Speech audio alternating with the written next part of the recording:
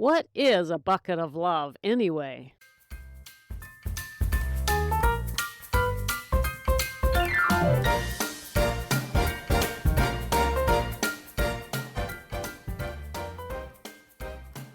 Hey gals, welcome to Sober Living Snippets, where we live alcohol-free so we can heal our relationships, feel youthful again, and ditch regret and shame. There it is. That's the intro. Gals, I'm Becca, and I got a snippet for you. We are in the midst of a hot and heavy discussion on love. Love, love, love. Why? Because day after tomorrow is February 14th. So as you know, that's Valentine's Day, and the theme of the week is love. Why not? It's a good topic. We don't talk about it enough, so we're taking advantage of Valentine's Day to have a conversation. Today's topic on love comes from the amazing little book called The 4 Agreements by Don Miguel Ruiz. Don Miguel Ruiz, on page 70 of my edition, my copy of The 4 Agreements, he says, and I quote, "Real love is accepting other people the way they are without trying to change them. If we try to change them, this means we don't really like them." Tell me something, honestly, seriously. Have you heard that before? Does that sound like earth-shattering? Are you sitting there going, "Oh my God, Becca, that quote blew my mind. I never, ever heard that before." I know. It sounds pretty run-of-the-mill, but let's pick it apart. Let's get serious here. Let's look at this. Let's see what he's saying. Let's think about how it applies in our lives and why it matters. Don't be cynical on me. Let's look at it again. Real love is accepting other people the way they are without trying to change them. Now, we know that we're supposed to do this, but the question is, do we? Remember, other people. This includes our children, our grandchildren, our partners, our friends. Have you ever tried to change another person? Come on, don't lie. You in the back, I saw you trying to look away. Don't look away. This applies to everybody.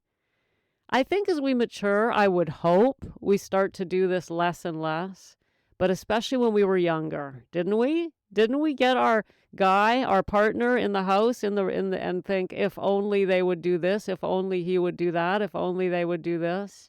We did that. Do we still do that? I hope not. If we do, let's talk about how we can move towards acceptance and why we should. When I was younger, I remember thinking, if he really loved me, he would just do the dishes. I wouldn't have to ask. That is such bullshit. So much bullshit. Did you know that it never occurred to him to do the dishes?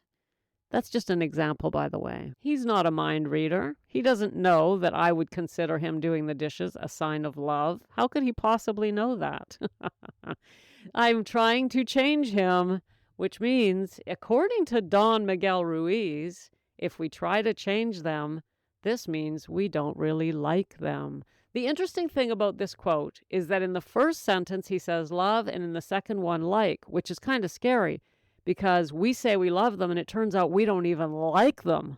Oh my God. If we don't even like them, it's hard to love them. Let me read it again. Real love is accepting other people the way they are without trying to change them. If we try to change them, this means we don't really like them. Now, if you don't like somebody, it's really hard to love them. Although I know that there are exceptions to this. My sister, for example, who died in 2018, I honestly did not like her very much. She was very hard to like. She was a very difficult person. She struggled with addiction. She also had all sorts of psychological and emotional issues. She was hard to like, very hard. But I did love her. I did. She was my sister. I loved her, and I felt deep. My heart broke for her, because she was so unhappy and so messed up. And she died unhappy and messed up. But I really didn't like her. But I did love her. Is that possible? Now, I didn't try to change her, that's for sure. I knew that was pointless. So I really do think it's possible to love someone but not like them very much. But that should not be our partner. I really think that Ruiz here is talking about romantic love. In that, the example I gave is one of familial love. She's my sister. We choose our partners, and we would hope that the person we choose to spend our lives with, that we like them enough to not have to try and change them. Here's another quote from the same chapter. Ruiz says, "Then you make assumptions, and one of the assumptions is, my love will change this person. But this is not true. Your love will not change anybody. If others change, it's because they want to change, not because you can change them." We know. So we've got two conversations going on here today, and they are connected. One is love and like. The other is changing people, accepting people the way they are. If you're trying to change your partner, you really need to ask yourself if you even love them. True love is pure acceptance of the other human. Warts and all, right? We don't try to train them. We don't try to change them. Why does this matter? It matters because if we're running off to the bottle, it's often because we're frustrated because people aren't doing what we think they ought to be doing. People aren't acting the way they should be acting. In other words, we want them to change. We want them to be different. I really hear this a lot from some of the women that come into my world. Will say, well, if only he would. As soon as we hear that, we know, uh-oh. First of all, the person's not taking responsibility, which is a huge part of sobriety, isn't it? We have to own our sobriety and not fob it off on anyone else. And secondly, the person is obviously wanting to change their partner. So in order to be happy, we really need to accept people the way they are. And if you find yourself in a relationship where you're finding it hard to accept the other person and thinking, no, if they stay like that, I'm not going to stick around, then you're in the wrong relationship, I would say. I'm not saying that everything they do pleases us. Hey, I've been with my husband since 95. And there are things about him that I think, ugh, but I have no desire to change him, nor would I try. I accept him the way he is, even though there are things about him that I would prefer were different. But I knew they were there when we met, and I made a conscious decision, okay, that's the way he is. I'm not going to be able to change that. Is that okay with me? Yes, I can live with it. Okay, you can live with it. Fair enough, then move forward. I'm going to give you an example. It's very personal, but here it is. When I met my husband, I noticed how much marijuana he smoked. I did not smoke marijuana. I loved alcohol. We all know that, right?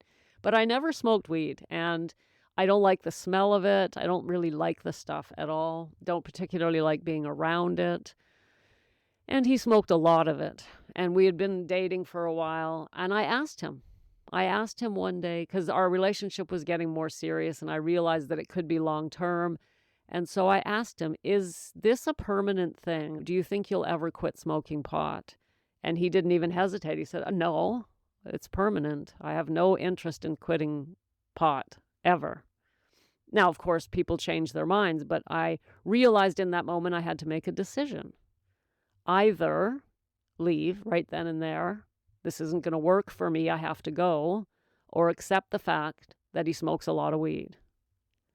And it's obvious what I decided, right? And that means from that moment till this, I had no right to ask him to quit or change his habits in any way. Actually, it's not true. I did tell him he's not smoking in the house when we finally got married and moved in together. That's not happening. But I never told him he couldn't smoke. I never told him to smoke less. It's his life. And I accepted it in that moment because I knew that he was worth it. So I have a partner who smokes a lot of weed. I don't touch the stuff. He smokes it outside, and that's his life. I wish he didn't because it's bad for your health, but I accepted that, and I've never tried to change him. So you got to ask yourself, do you like your partner? Ruiz says if we try to change them, this means we really don't like them. So if you've ever tried to change your partner, that's kind of scary. It's like, do I even like this person? Okay, so what does all this mean when it comes to our alcohol-free life, our sobriety, our happiness, our journey, our recovery? Well, it takes us right back to the core of acceptance, doesn't it? And you know what? When we accept others and we don't try to change them and we just literally take a deep breath and recognize that's who they are, it is so relaxing. Even if we find their behavior annoying, think children, think grandchildren, think best friend, even if they have things about them that annoy us, we know we love them. And when we just take a breath and go, okay, well, that's just the way they are, we're free. We can relax. We don't have to be tight and try to change anything and wish it were different or even get upset. If they do things that we don't like, we can simply remove ourselves from the situation. Maybe we need to rethink some friendships. If you have a friendship that is endlessly frustrating, maybe, right? You know where I'm going with this. But let's just hope you're in a position that you're with a partner, that you're more than willing to overlook the things that bother you about them, accept who they are, and love them. And want to know a secret? We actually can change others. I just wasn't going to mention it. It's a big secret. We can. Did you know that? Do you believe me that we can? Well, we can. And here's how we do it. Ready? You can change others by changing yourself.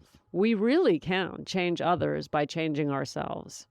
If we want them to be more loving, if we want them to be more patient, then all we have to do is be more loving and more patient.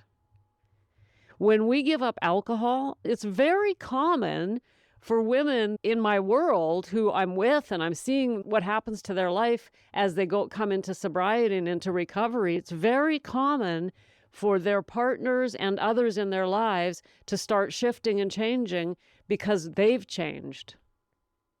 And noticing, wow, you're so different when you don't drink, and this is different and that's different. People change when we change. So, it's that old saying that we've heard that came from Mahatma Gandhi, be the change you want to see in the world. That's what he said. And that applies right down on the one-on-one personal relationship level.